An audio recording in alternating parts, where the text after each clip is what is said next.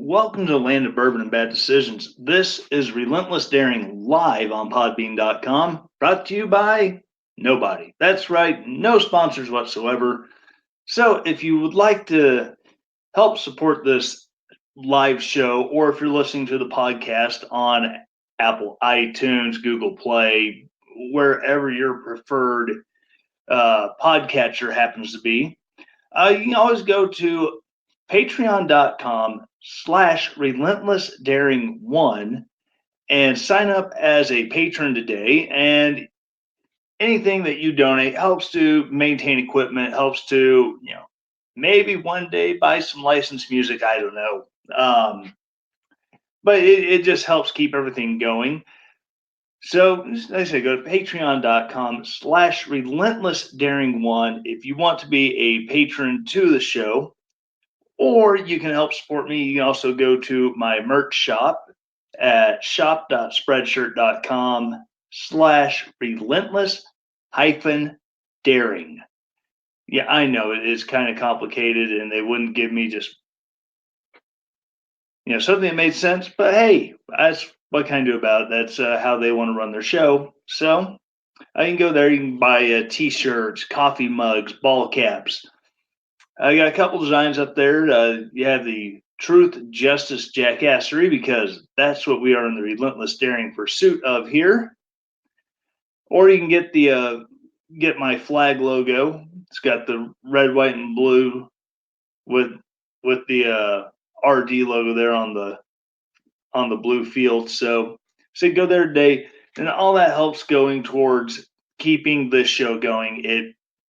It literally pays my hosting fees for being here on Podbean. So again, thank you all for listening.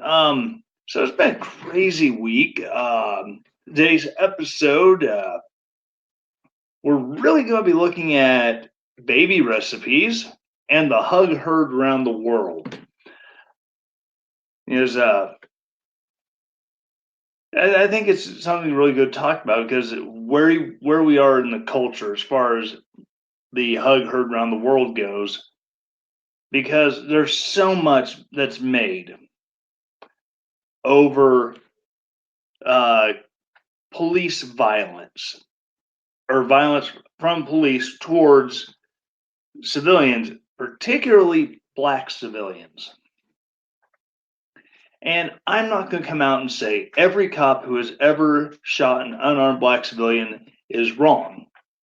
And I'm not going to come out and say every cop that has ever shot a white or shot a black civilian should be unpunished because they're obviously in the right or else they wouldn't have shot. But I'm more referring to the Amber Guyger case out of Dallas, where this off-duty white police officer goes into what she thinks is her apartment, sees someone sitting there, gives some commands, he doesn't do what she wants, and she feels threatened and pulls her sidearm and shoots him. Well, turns out she was in the wrong apartment, and it cost Botham Jean, he's an immigrant to our country, cost him his life. And it's absolutely horrible that this happened. This is my personal opinion, and only my personal opinion. I believe that Amber Guyger was overcharged with charging her for murder, because murder usually requires, malice. She would have had to intentionally go in looking to do harm to a person. I think, manslaughter would have been acceptable, but this is the American justice system. It is what it is. She was charged with that. However, I think in the grand scheme of things, I think she was tried where she was the patsy for every cop who has ever been found not guilty of causing harm to a minority member of the community. Rodney King, it was on camera, four white police officers beating him with flashlights and batons, and they were all acquitted of any criminal wrongdoing, even though it's like he's an unarmed dude there. He's on the floor, he's on the ground, rolling around, trying to protect his body from the beating he's getting. And there was no need for it. And then there's other situations. There was a cop up in Cincinnati. He was a Cincinnati University police officer trying to pull over a black motorist, and the black motorist put the car in gear and tried to drive away with the cop in the window, and the cop pulled a sidearm and shot the dude and killed him. It ended in 3 mistrials or hung juries, however you want to refer to it. And then eventually prosecutors dropped the charges because they knew they would never get a conviction. And listening to the interviews, so I was driving semi at time, and I was over around Louisville. I was listening to the Bill Cunningham show out of Cincinnati, and he was adamant that this police officer should have been found guilty, as is his right. And I don't know, because it's really easy when you are an uninvolved third party to look at a situation and go, you shouldn't have handled it that way.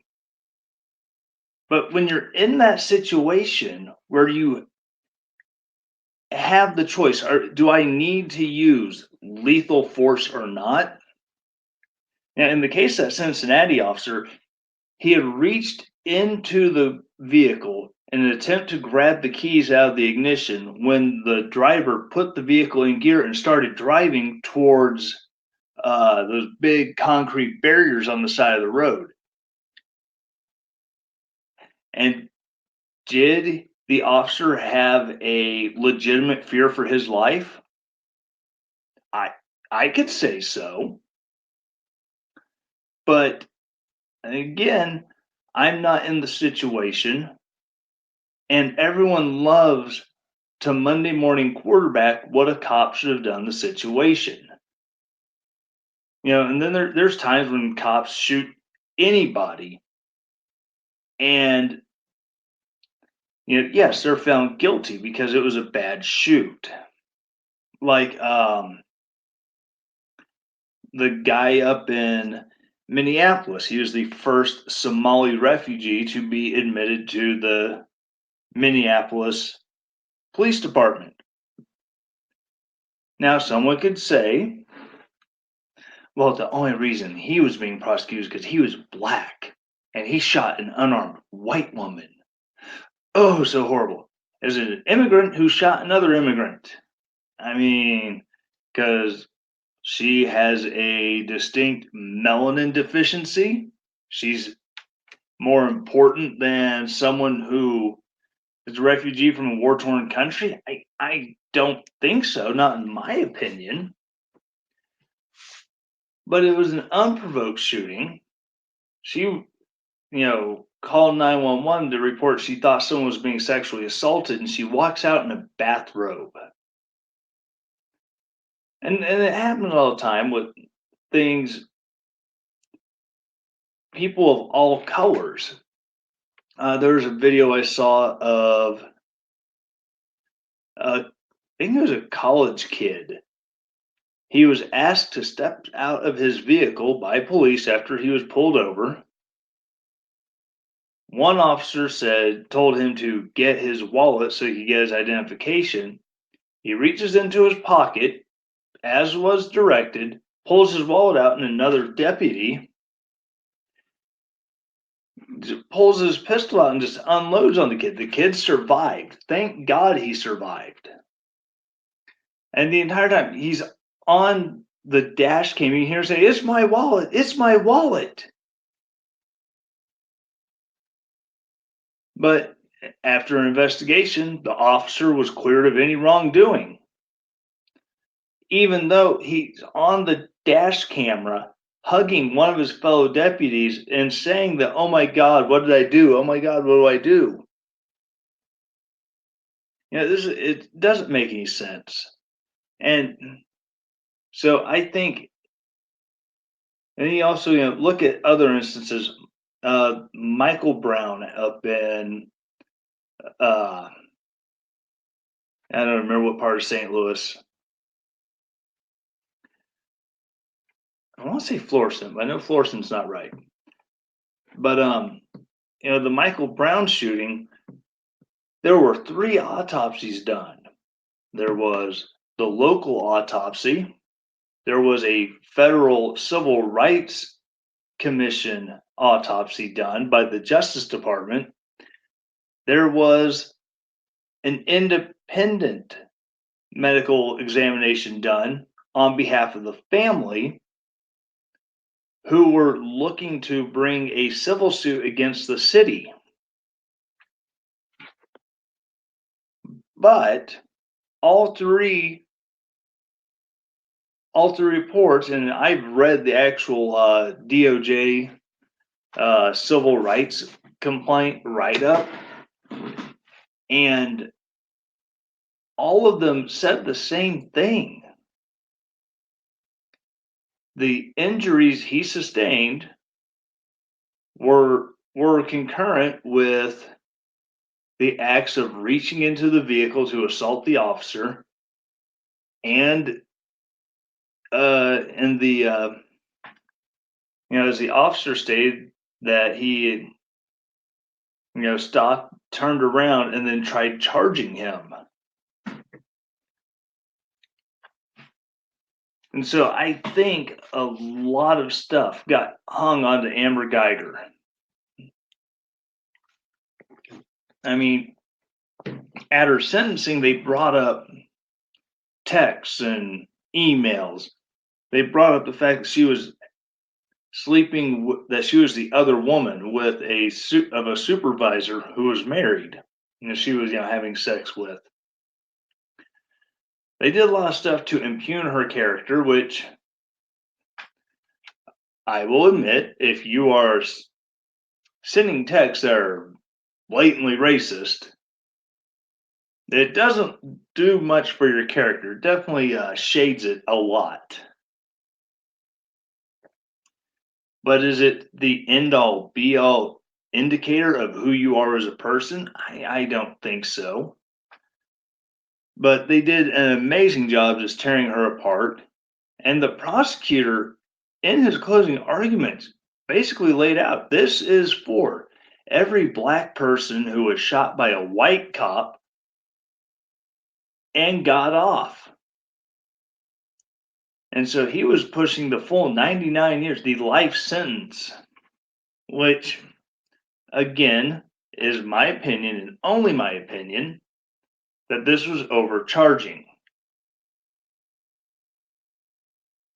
But after her sentence was handed down to the 10 years in prison, which some people say that is way too lenient,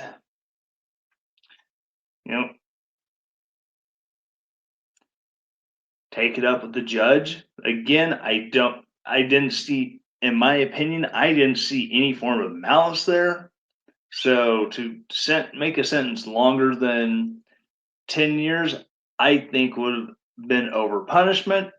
But again, this is an opinion show.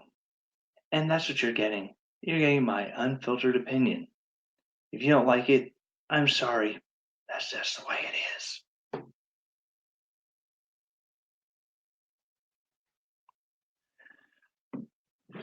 But then something crazy happened.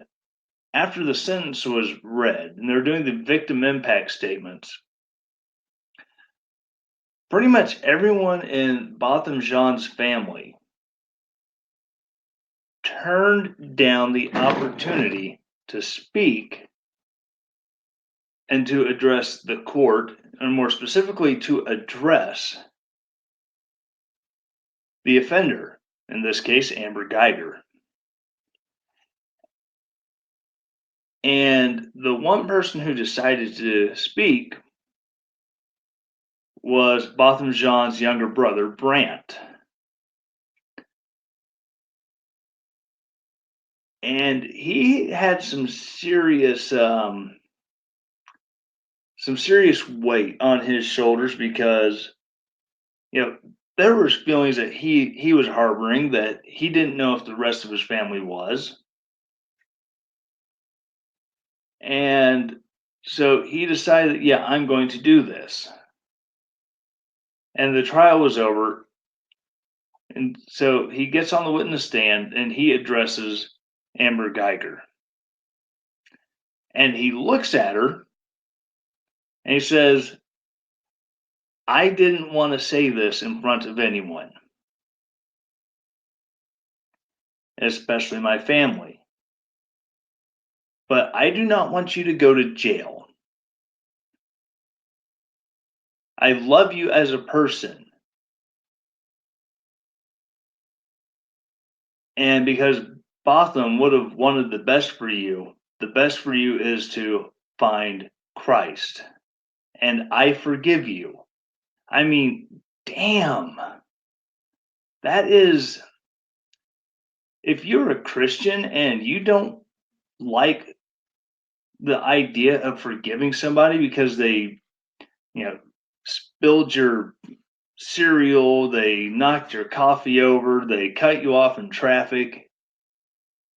This person, he was a peripheral victim of something absolutely horrible. He lost a brother who he will never, ever, ever, ever get back.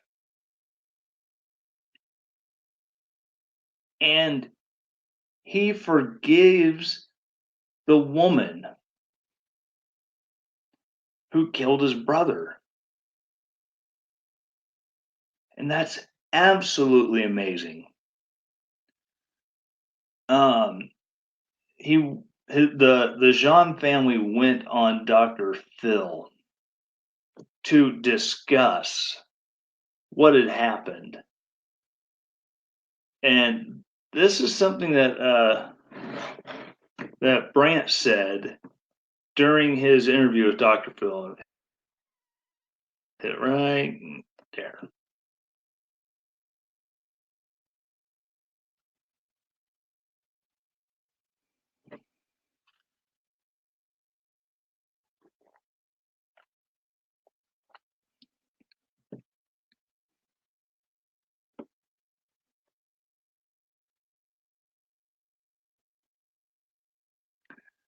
Yeah, so this was an attention seeking thing, which I'm going to get into this in just a second after the break. But, he thought the cameras were off because the important part was done. She was tried, she was sentenced, and he thought he was just addressing her. And what's the simple definition of integrity? Doing the right thing when nobody's looking. He thought no one was looking other than who was in that courtroom. And for him to forgive her and then to hug her, oh my God. If you're a Christian and you weren't convicted about your inability to forgive people over little things, your heart is where Pharaoh's was just before the 10th plague hit, when Moses was in absolute shock that Pharaoh was warned what his outcome would be, but Pharaoh said, I'm not scared of your God. To be able to not only forgive, but to hug and embrace and cry on the shoulder of the person who did such horrible, horrible things to you and your family. And that's Christ-like love, pure and simple.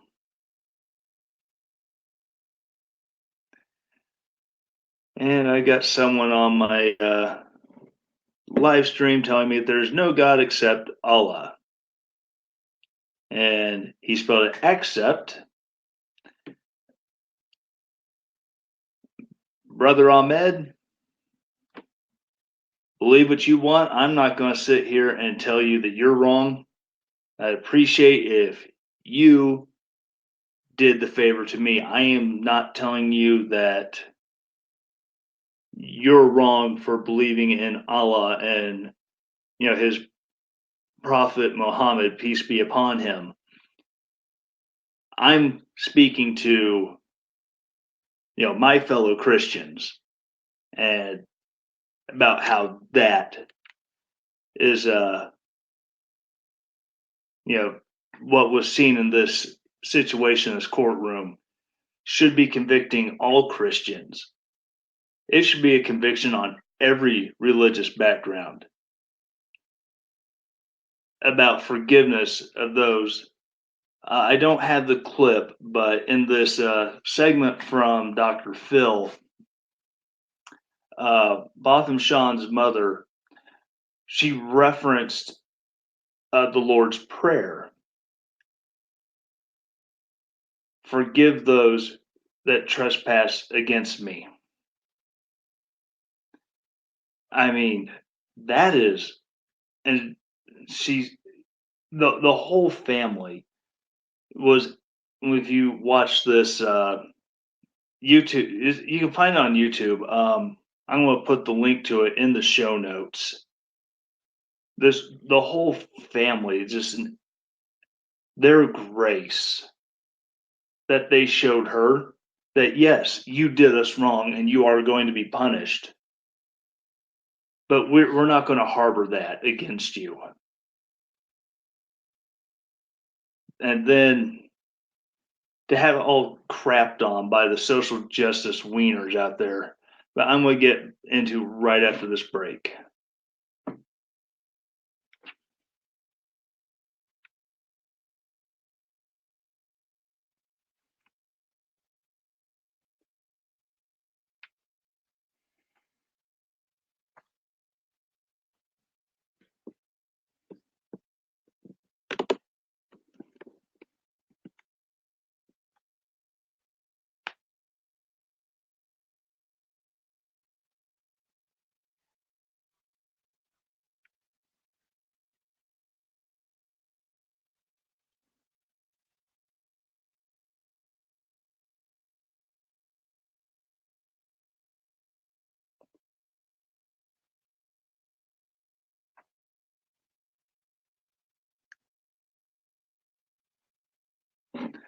All right, so getting back into it. Like I said, it did not take but 5 minutes for the social justice crowd to come out and start attacking anyone who would dare say, look at this, this is amazing.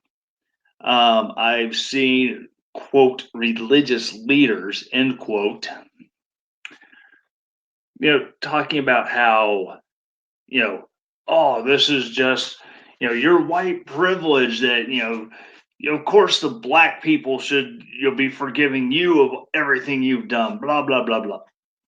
It's like, dude, I really don't care about any sort of collective salvation, because last time I checked, collective salvation is not something that's biblical. Salvation is an individual thing, and if people are going to be, dealing with salvation issues, they need to find a religious leader who's actually going to be biblical in that. But but reading about it, uh, going through National Review, David French, a person who I have my issues with from time to time, but he's fairly straightforward and on the level. He had an article released yesterday. It's Don't misunderstand the white Christian reaction to Brandt Jean's act of forgiveness. And it's a really great article. I'm going to include the link in the show notes. Yesterday afternoon, Jamar Tisby published an essay at the Washington Post with the rather provocative title, White Christians Do Not Cheapen the Hug and Message of Forgiveness from Botham Jean's Brother. As is so often the case, the essay is far more interesting and nuanced than the title implies, which I want to take a break from this article, and which I want to say I probably wouldn't have got past the first paragraph, but thank you, David French, for actually diving past it. That is possibly one of the better things because he goes on to say some pretty interesting stuff. As is so often the case, the essay is far more interesting. Blah, blah, blah. He makes two powerful and related points. First, when a black man is gunned down unjustly, the black community, and not just the man's family, feels real pain. Brandt Jean's act is thus a personal act, not one that can be imputed beyond him. And that is certainly true. And I agree, especially with America's racial history. Any kind of killing like this or attack, the entire community does feel it. And I'm not going to say that, oh, that's a bunch of liberal bleeding heart bullcrap, because it's true.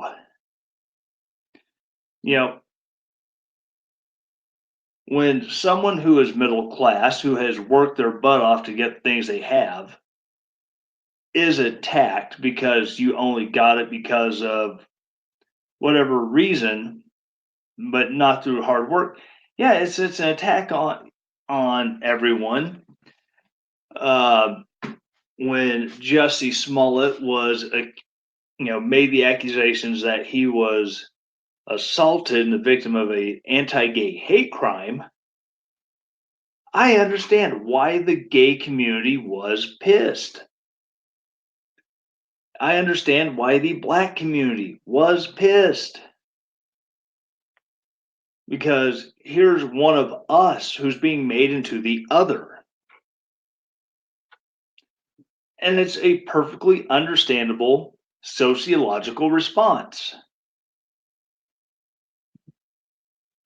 And yes, I do agree with the statement that Botham Jean's brother apologizing, or not apologizing, but forgiving Amber Guyger is personal and is not being done on behalf of the entire black community of Dallas or of Texas or of the entire United States. It is simply an act.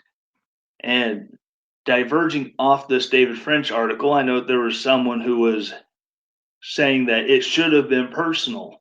It should not have been televised. It should have been something that he, arranged for a jailhouse visit and conveyed in private. Well, and I played the clip off of the Dr. Phil show from his interview where he said, I thought the cameras were off. I thought it was just, all the important stuff was done and I needed to tell her this. But anyways, getting back into the article. Second, Tisby emphasizes that Jean's act of forgiveness does not lift the obligation of imposing justice. And here there is some cause for concern. The jury justly returned a murder verdict. Again, as I stated, I don't necessarily agree with the verdict, but that's neither here nor there. But the sentence itself was light, a mere 10 years in prison for intentionally taking an innocent man's life. She'll be eligible for parole in 5 years. Again, If I come into my house and there's someone there who doesn't belong there and I'm armed and I feel just in using that firearm to defend myself, I'm pretty sure I just intentionally took a man's life. The problem is that the circumstances were she accidentally went to someone else's house. But again, that's just me stating in my opinion. I feel that she was overcharged, and I'm not saying, not trying to point out any laws or anything like that to prove the prosecution went way further than what they should have. Just stating my opinion. That's all it is. Like me, love me, hate me for it. I don't care. I think you're beautiful. Going back to the article, here's why I think Tisby misjudges the quote white Christian end quote response to Jean. He writes this. So this is Tisby writing. A society built around white superiority is also built around the white innocence, an assumption of the intrinsic moral virtue of all white people and the purity of their intentions regardless of impact. White innocence assumes black forgiveness. He also says this. Again, this is Tisby writing. If white people expect all black people to extend forgiveness as quickly as Brandt Jean did, then they understand neither black people nor black pain. This is one of those collectivism things that I'm not a fan of. And normally, as soon as I get into collectivism, that's a reference to Karl Marx and a whining Karl soundbite playing, but I'm not going to do that today because of the topic that we're on. But back to the article. But I think both these quotes get the moment backwards. The moment went so viral not because forgiveness was expected or white innocence was presumed. The moment went viral because the guilt was so obvious and the rage so understandable. The moment went so viral because it was shocking. Brandt Jean demonstrated a level of grace that most Christians, white or otherwise, simply couldn't comprehend. And they couldn't comprehend it because the horror inflicted on his brother was so obvious and so thoroughly unjustifiable. And like I was saying earlier, seeing that, it should have convicted Christians, it should have convicted Muslims, Jews, people of all religious walks, and even the non-religious atheists and agnostics who, maybe they understand they have problems forgiving people who have wronged them. And I think that's what the biggest thing was. Forget the social justice aspect of, forget that aspect of it. It's the aspect that, normally you don't see forgiveness like this when someone's gone to prison for years. And here it's been a little over a year since Botham Jean was killed. But the family has already found it in their hearts to forgive them. And the actual clip from the courtroom when Brandt said that his brother would have won what was best for her. In the YouTube clip that I have from Dr. Phil, Dr. Phil asked the family, is this the position that Botham would have taken? And everyone said yes.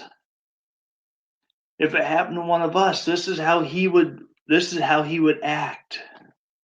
I mean, and that's absolutely beautiful that that family is so tight with each other that not one of them was like, no, this would be unforgivable to him.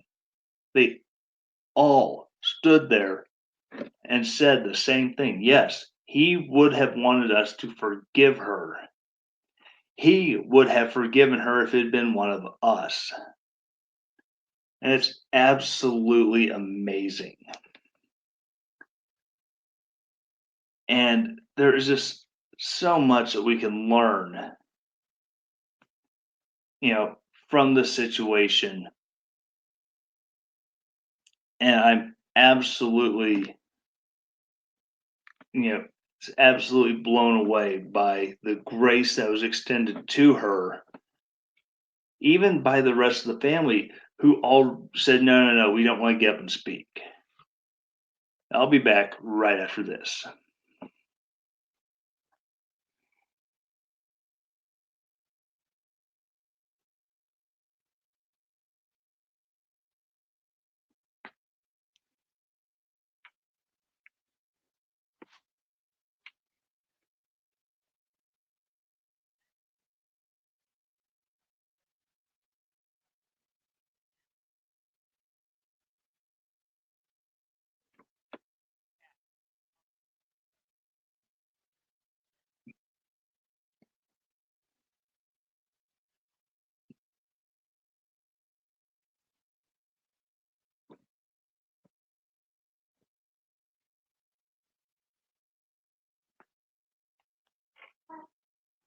All right, getting back into it. Another big one that happened just in the last couple of days. AOC was doing a town hall in Queens when someone that everyone presumed was someone that everyone presumed was one of her supporters, one of her constituents, stood up and said this.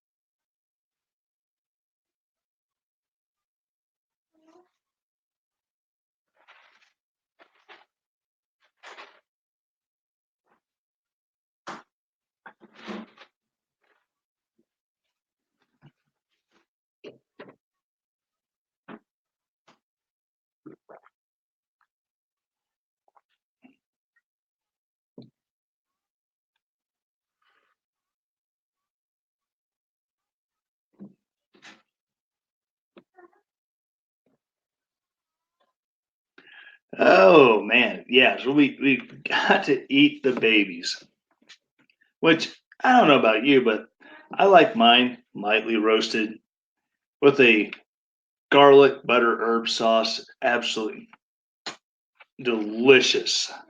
I'm joking. I don't eat babies. At least I don't think I do. There was that mystery meat they served in the army. God knows what was in there. It's probably Soylent Green. And as we all know, Soylent Green is people. But then the next day, a friends group called LaRouche Pack claimed ownership of this stunt. If you want to call it that. And then a lot of people came out and immediately started attributing LaRouche Pack as being pro-Trump. Well, I started looking into them, into the LaRouche movement, and it turns out not exactly right wing. In fact, their founder, Lyndon LaRouche, spent years as a registered socialist. Ran for president 7 times as a Democrat. Their group has spent many years being a thorn in the side of Democrats and Republicans alike. They're an agent of chaos. They really don't care whose side they come down on. They don't care who they piss off, whose toes they step on, as long as they're getting their name out there. And this again, just kind of going through all this, you know, you look at some of the stuff. I mean, there's I know Wikipedia is not the greatest source because there's so much stuff that could be attributed to not reputable sources when people edit these pages. But I mean, there's you know these worldwide LaRouche youth people holding signs that say "Dumb and Dumber." And it's a picture of George W. Bush next to Barack Obama. Now, there's another guy in this picture. He's wearing he's holding a sign. It's Barack Obama with a Hitler stash. I mean, so you hear that they're going after both sides because that's who they are. They don't care whose toes they step on. They don't care whose Wheaties they happen to piss in, as long as they're making their case.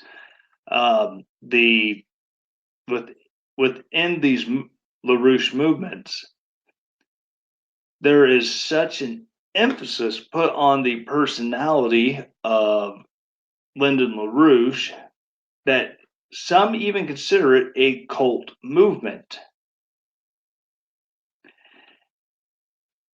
And even if you go to the LaRouche Pack website, it reads like Alex Jones InfoWars on steroids. You know, it's not the Democrats who are trying to bring down Donald Trump. It's the British. It's not, and for some reason, they really have a thing with British banks and all of that.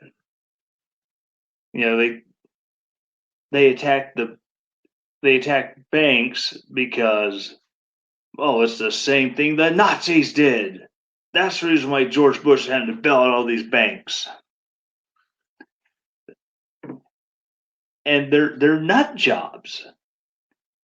But in today's media environment, the only people who seem to care about what side someone falls on is not the media. It's independent people who are going out there and willing to find the information themselves. So now you have this crazy person talking about eating babies, and as much disdain as I have for Congresswoman Ocasio-Cortez, she handled the situation very well. I give her a slow clap for her ability to kind of disarm the situation without exacerbating it. And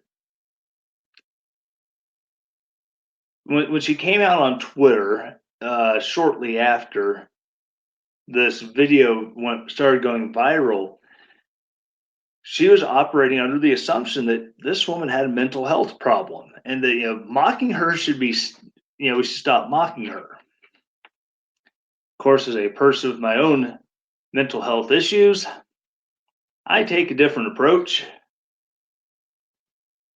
and I think everybody is fair game for mocking.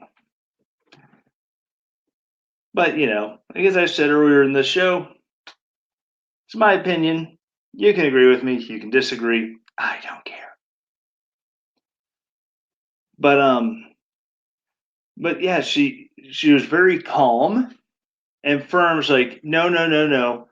We're not going to be dead in a few months. We still have several years. I'm glad you're concerned. I think you're just a little over concerned. I don't think she could have. I don't think she could have dealt with the situation any better. Especially when she peels off her shirt and or her jacket, and she's wearing a shirt that says "Save the planet, eat the babies." I mean, as long as they're not feeding us Soylent Green, I think we'll be good. And it's just, I don't know. And yeah, I don't know. Trying to get back here navigate through Wikipedia. Yeah, Worldwide LaRouche Youth Movement, WLYM or LYM, and the LaRouche PAC are part of the political organization of controversial American political figure Lyndon LaRouche. Uh, it's just absolutely nuts. 2004 article in University of California, Berkeley, independent student newspaper, the Daily California, reporter David Cohn described the local chapter LYM as 30 college-aged youths who spent several hours each day undergoing instruction provided by the LaRouche organization. One member, 23-year-old Jason Ross, told Cohn that he had dropped out of Stanford University in his junior year to join the movement. Quote, "We are in a complete breakdown of the financial system, and we know that. We can use our time in a more appropriate manner than going to school," end quote, he said. Cohn also talked to 3 other members who had all quit school to join the movement. I mean, like I said, really it's no different than what some of the other fringe political movements are putting out. The DSA, the Democratic Socialists of America, as wrong as they are ideologically with believing that our economy will be better off if it's you know being managed and means of production are seized by the government. Whoa, there he is. I was wondering where Paul would come in here on that. But but yeah, they believe this stuff because they believe what other politicians are saying. There's a pay gap. Well, if you compare apples and oranges, it seems that there's a big pay gap. If you take 2 people of a man and a woman of the same line of work who have the same experience, the same time doing that job, they are paid the same. If you start breaking down demographics, you have, single college graduate woman compared to a single college graduate man. Majority of the time, the woman with a bachelor's degree makes more than the man with a bachelor's degree doing the same jobs. The part of the reason why men tend to make more money as a whole than women do as a whole, it also has to do with the lines of work that men are more commonly going to do. You get a deckhand on a crab boat in Alaska and make $30,000 for a few weeks worth of work. And it's incredibly high risk. A storm comes up, a crab pot can knock you overboard, and after a few minutes in frigid Bering Sea water, you're dead. Versus, if a woman is more typically going to go into, nursing. A nurse is going to make considerably less money than a king crab fisherman on the Bering Sea. Granted, they may have the same time and experience for their respective jobs.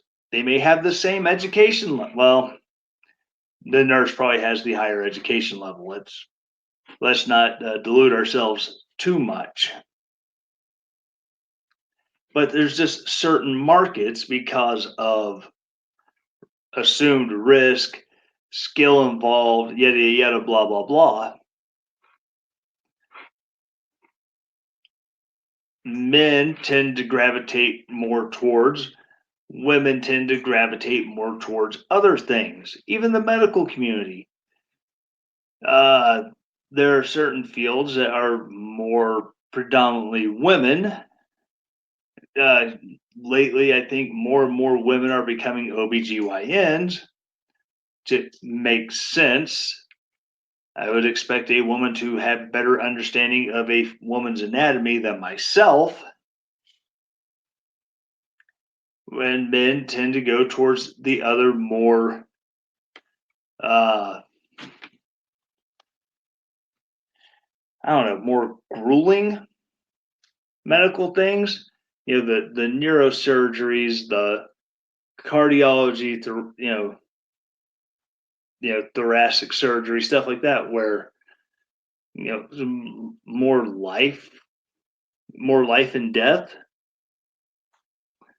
But like I said, just keep in mind, I'm not looking at any kind of numbers on this. I'm kind of just spitballing off the top of my head.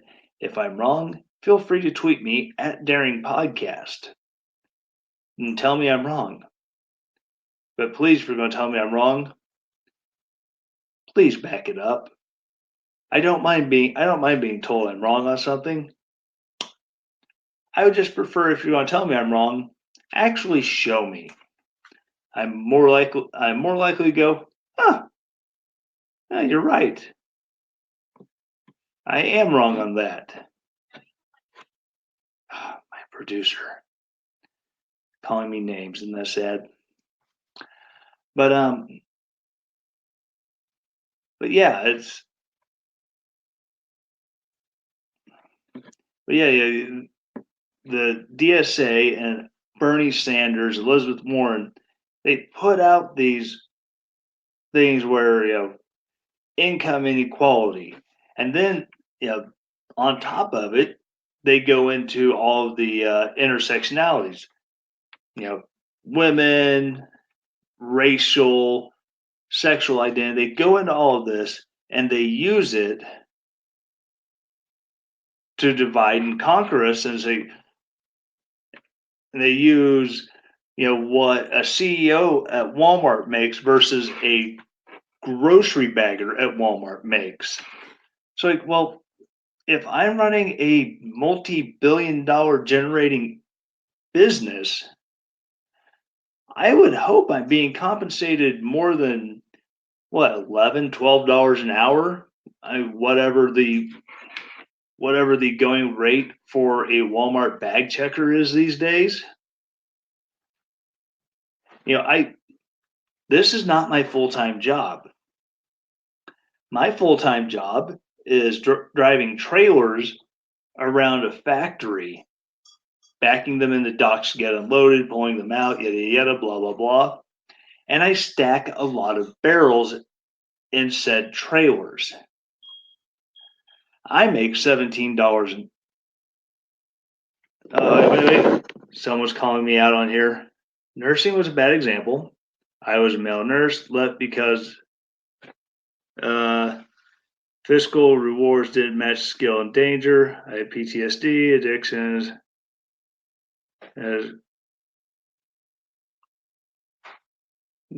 Trivial nursing. Resting on a crayfish boat was bliss and rained cash. Well, again, Maffey 1971. I appreciate you calling, bring that up. Like I said, okay, there was a lot more with the skill and everything with being a nurse, but it's also a different skill set than, say, being on a crayfish boat. And I appreciate, the stuff that you, believe me, I had PTSD directly attributable to being shot at and people trying to blow me up in Afghanistan. I know how you feel with, as far as that goes, the things that permanently tend to needle their way into your brain, you have to deal with the rest of your life. Part of the reason why when I got out of the Army, I became an over-the-road truck driver, so I didn't have to deal with people, because my peopling skills were severely diminished. But again, thank you. I actually do read my live text coming at me on the screen in here. So thank you. I do appreciate you, talking back to me. Follow me on Twitter at Daring Podcast if you want to continue the conversation. But yeah, they use all these different ways to create an envy war, to create covetousness. Well, it's not fair that they make more than their employees. Well, again, as I was saying before, Maffey's message popped up here. I drive the yard truck and I stack whiskey barrels, sometimes wine barrels, depending on if they need help on those docks. I make $17 an hour. The CEO of the company that makes the finest wine and bourbon barrels in the world makes considerably more than me. Granted, he's also the fourth generation of that family to be running the company, but he also grew up in the plant, and him and his sister and his brother, they've all made their share of barrels. They've learned the different skills that go into running these plants. They've been to the stave mills and learned, and they've seen and helped cut, the barrel staves down.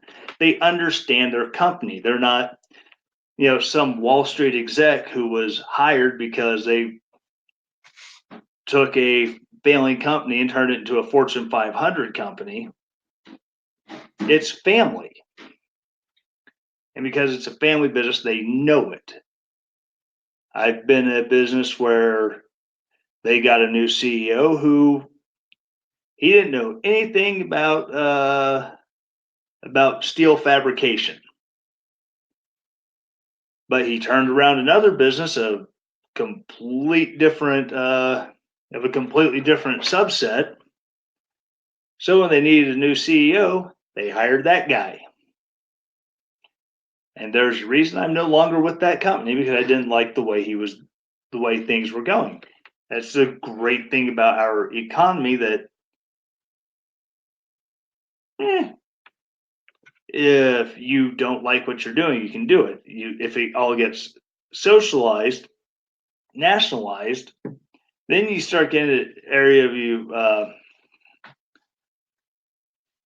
start getting yourself locked into jobs. It's a lot of problems people had with a lot of issues with manufacture in the Soviet nations, is whether it's that was the Soviet Union, Venezuela. Once you lock yourself into a job, you try to leave that job, you've got it going against you, because now you're no longer supporting the collective effort. You're trying to look out for you. And so there, and groups like the DSA want to try demonizing looking out for you. Why shouldn't I try to go to a job that pays me better? Why shouldn't I go to a job? It might not pay as well, but I've got better benefits.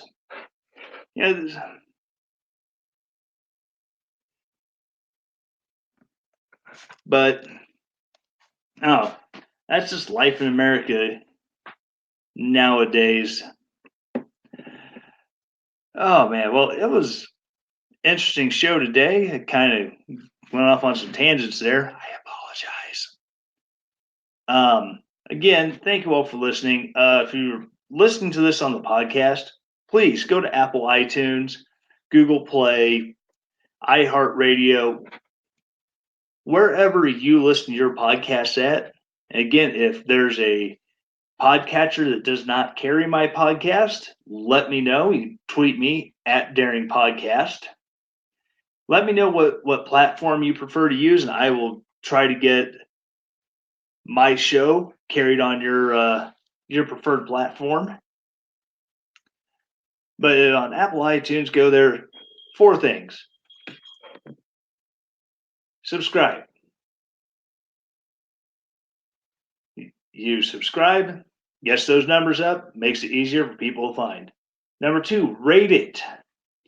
Give me a 5-star rating. Then as people start looking for podcasts, higher rated podcasts with more votes, make it easier for other people to find. Then review it. Then it pops up, hey, you might like this one. People can read through and see what it says. See what you all, the listeners, think about it before they decide to listen to it. And finally, share it.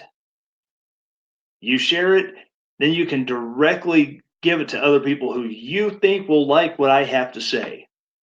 Or they might hate what I have to say, and you want to give them someone they can laugh at and they can heckle on Twitter at Daring Podcast. Either or, glad to have the subscribers. Thank you all for listening, and as always, stay relentless.